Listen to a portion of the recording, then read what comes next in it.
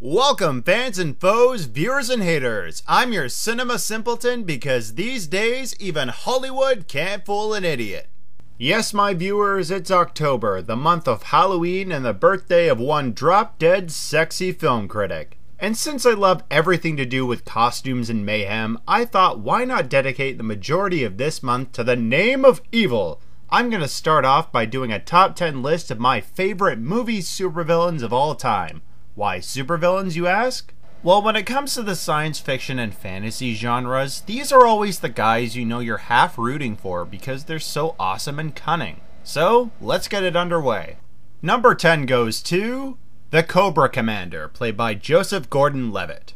Now, before I get a bajillion hate mail messages, let me reiterate. G.I. Joe Rise of Cobra sucked. Everything about the movie sucked. The very idea that this film would have an actual sequel in the works is so utterly ludicrous that I had a point with this, didn't I? But at the end of that very dark tunnel was Levitt in the role of the Doctor, who by the end of the film becomes the iconic Cobra Commander from the popular G.I. Joe cartoon and toy line. And for anybody who saw the former, I think you know this guy had a lot to work with before we'd sit down in the theater and not turn into a pack of hyenas. Cobra! But Levitt actually pulled the character off with class. He made the voice his own, the origin story was interesting, and by the end, he got a pretty sick costume. This was one pimped out commander. And then they ruined it by dubbing him with Darth Vader's voice box in the last scene. Weak, guys. Pretty weak. But I think I speak for everybody when I say that we wanted to see more of what this guy was capable of, given that he starts out as just another lackey and he earns his scales by the climax. Why this guy won't be in the sequel is a complete mystery, and I guarantee any hardcore Joe fan will be saying the same thing by the time this piece of crap comes out. On to number 9, the Penguin from Batman Returns. To this day, I still struggle to see Danny DeVito being the actor under all that makeup. It's not that I can't see him doing a good villain, it's that the prosthetics are that excellent. The filmmakers turned the Penguin into this sewer rat, or bird I guess, who got booted into the river by his parents, and he just wants to earn respect by becoming Gotham's next mayor.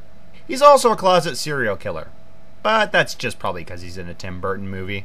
With this incarnation comes a lot of tragedy, and oddly enough, a lot of fun too. Burton didn't let us down by making him a darker villain, with that green bile oozing out of his mouth and his constant psychological dilemma of wondering whether he's more animal than human. But I think we can agree, for all the interesting stuff they did with the Penguin, also came a lot of weird stuff. The man drives around in a duckmobile, he's always 3 shades of horny, and he's got a Batmobile riding his truck. Moving on to number 8, we've got Whiplash, played by Mickey Rourke. Justin Hammer as Iron Man 2's main villain? No. Not a chance. This man's so pathetic I think he himself knows he's pathetic. That this man could know how to assemble a coffee maker, let alone the War Machine armor, completely baffles my mind. Wow, I'm going on a lot of tangents today. Like I was saying, Whiplash is the sole villain for Iron Man 2, and kind of a cool one at that. Ivan Vanko, as he's primarily called, is about straight-up vengeance against the Stark family and everything it's built. Only after his father's died does he decide to leave Russia and build his own version of the Iron Man suit, equipped with a pair of electric whips that can cut through anything, hence the name Whiplash. Now I admit, when my friends and I heard that he was going to be the villain in the sequel, we thought they might as well cast somebody like Leapfrog or the Penny Plunderer as his sidekick. Woo! He's got whips! Run away! Run away!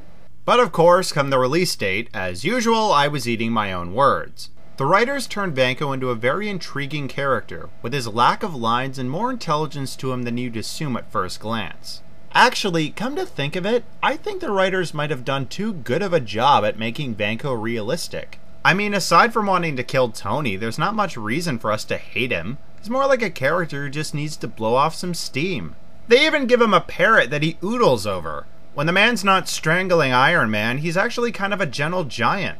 But the thing about Vanko I love the most is that he's exactly the kind of supervillain I'm looking for. From scene 1, you know he's the bad guy, and he's a force to be reckoned with. But he's also continuously evolving into somebody more dangerous and powerful. To me, that's exactly how to grab an audience's attention. How else can I end it off but, in Mother Russia, Whiplash kills you! Number 7 goes to Loki. Wrong Loki! Now let me start off by saying that when you've got a character who's got giant frickin' horns protruding out of his head, he just might be evil. But with Loki, it's all about the motives and agenda that make him so much fun to watch in the movie Thor. From the start, we know that this guy's got a darker side to him, but it's only when he finds out his whole life is a lie that he decides it's time to take what he wants. But through all his deception, you find out in the end that his cruel methods are done with good intentions in mind.